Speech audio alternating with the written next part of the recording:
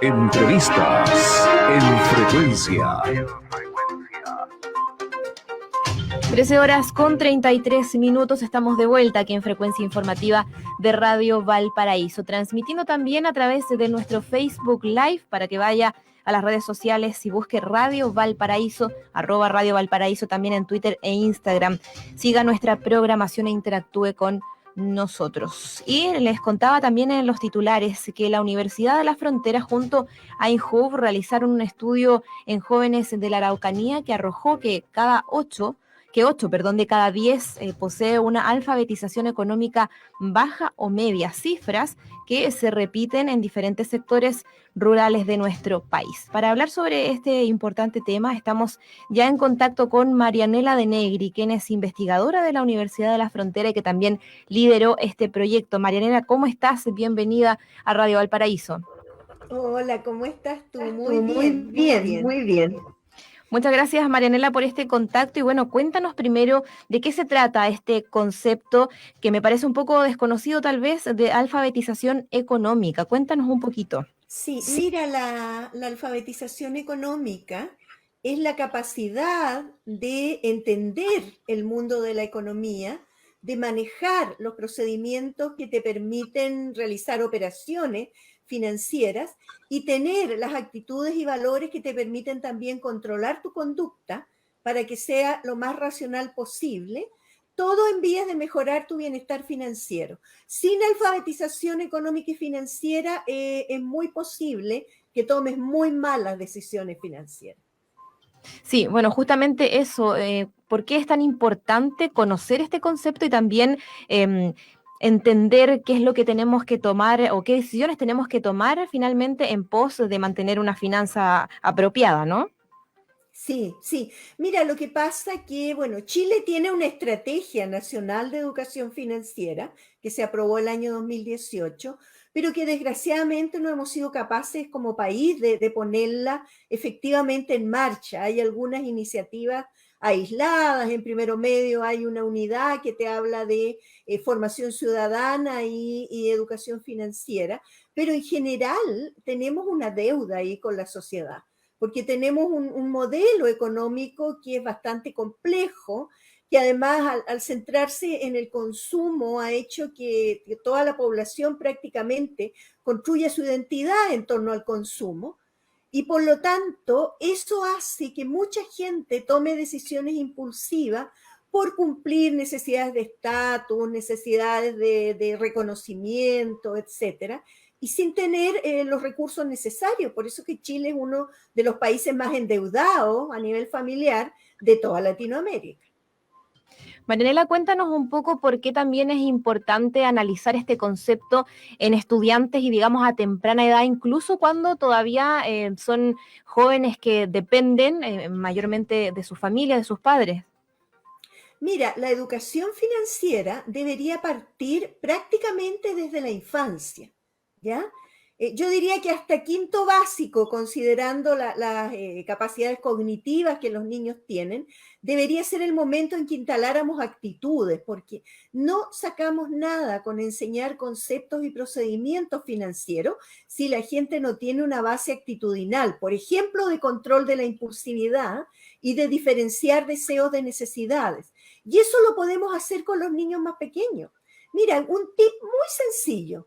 Por ejemplo, si yo voy a ir al supermercado con mis hijos pequeños, tengo que hacer la lista con ellos en casa. Y ahí es el momento de preguntarle a ver qué quieres que incorporemos en la lista, una golosina o lo que sea. Pero cuando vas al supermercado, no compras nada que no esté en esa lista. Ahí estás creando la actitud de racionalidad y de planificación financiera. Hacer, por ejemplo, el presupuesto financiero de la familia en conjunto, con lo que se puede gastar y lo que no se puede gastar.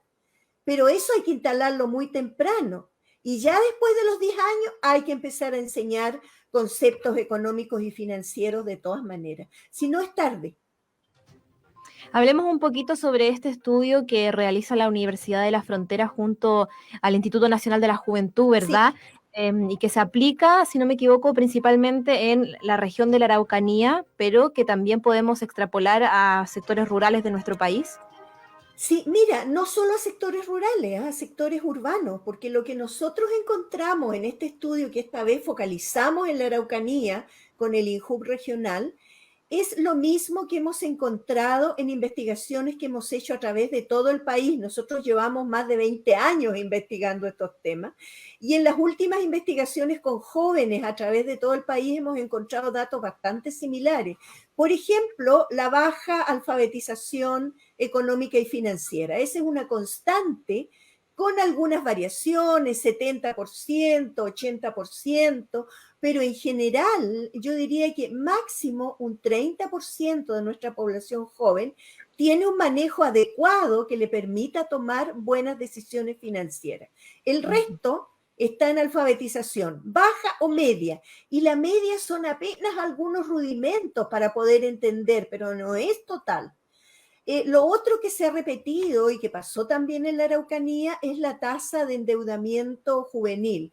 Nosotros encontramos que un tercio de la muestra estaba ya endeudada entre casas comerciales, entre deudas financieras y además con créditos universitarios, los que eran estudiantes. Pero ahí lo grave es que estaban endeudados, pero los que trabajan, que era un 70% de la muestra, los que trabajan tienen una media mensual de ingresos de 299,000 pesos. Y la media de deuda es de 49,000 pesos. O sea, saca tú la proporción de lo que se les va de estos escasos ingresos solo en pagar deudas. Por eso que viven con sus papás, pues si no les queda otra alternativa, es imposible que puedan financiar una vida independiente. Y además el 50%, y eso también lo hemos encontrado en investigaciones con adultos, el 50% declara que no podría afrontar una emergencia económica. Y eso es bien grave, porque significa que la mitad de la población está en una alta vulnerabilidad ante cualquier variación que tengan sus finanzas. Una enfermedad, algo que se rompa y hay que tener que sustituirlo. O sea, cualquier tipo de emergencia financiera no la pueden sostener. Marianela, y en esa misma línea, ¿cierto? ¿Cuáles son los riesgos que existen de una, ya sea de una mala planificación, ¿cierto? A cualquier edad, pero también de que no exista esta alfabetización financiera. Mira, es un riesgo, por supuesto, para las personas y sus familias, porque hay una mucha mayor probabilidad que entren en crisis financieras familiares afectando su bienestar, pero también es un riesgo país. O sea, nosotros, si queremos tener efectivamente un desarrollo económico sustentable, necesitamos que nuestra población esté informada, esté educada financieramente para que pueda tomar buenas decisiones.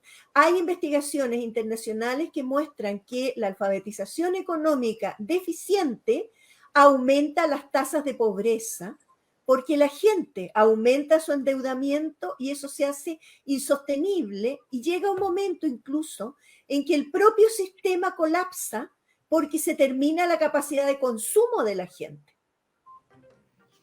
Ahora, Marianela, me gustaría preguntarte también qué pasa, bueno, especialmente con los jóvenes, ¿no? Con las nuevas formas de consumo, de repente también el uso de tarjetas de crédito o hoy día el tema del Internet, ¿cierto? Las compras online también al extranjero. ¿Cómo influyen estas nuevas formas de consumo en esta alfabetización o en esta planificación también? Mira, lo que pasa es que el uso de tarjetas de crédito, de compra por internet, si tú tienes además una base de impulsividad que no has controlado dentro de tu comportamiento, es estar sentado en un barril de pólvora. Porque tiene una particularidad además cuando tú utilizas tarjetas de crédito, que tienes la sensación de que no estás gastando. ¿Por qué? Porque no ves el dinero que se te va, ¿ya? Sí. Entonces pierdes la noción de realidad y eso es extraordinariamente complicado para poder controlar tus finanzas.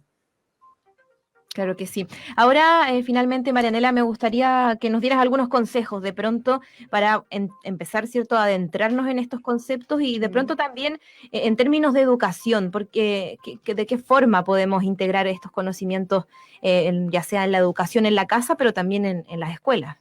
Sí, mira, yo diría que lo primero es que hay que efectivamente decidirnos a tener una planificación financiera. Yo le preguntaría a quienes nos están escuchando, ¿cuántos de ustedes efectivamente hacen un presupuesto mensual y cuántos lo siguen? Porque en nuestra investigación hemos visto que hay una proporción de familias que hacen un presupuesto mensual, pero la proporción de familias que lo siguen efectivamente es mucho menor, ¿te fijas? Entonces, esa es la primera herramienta que debería enseñarse en la escuela y que debería utilizarse también en la familia. Un presupuesto que indique los ingresos que tú tienes, pero también los gastos que tú tienes, partiendo primero por los gastos fijos y después siempre dejando un margen para imprevistos, para algo que pueda surgir. Ahora, cuando decimos gastos, no estamos diciendo de que la gente se tiene que olvidar de todos sus gustos, porque también tú puedes dejar una proporción de tus ingresos para el ocio. El ocio es necesario para mantener la salud mental. Pero yo diría que esa es la primera herramienta. Y la segunda herramienta tiene que ver con el ahorro. O sea, hagamos un plan de ahorro. Aunque sea poquito que podamos ahorrar mensualmente. Mucha gente me dice, pero es que yo no puedo. Siempre se puede.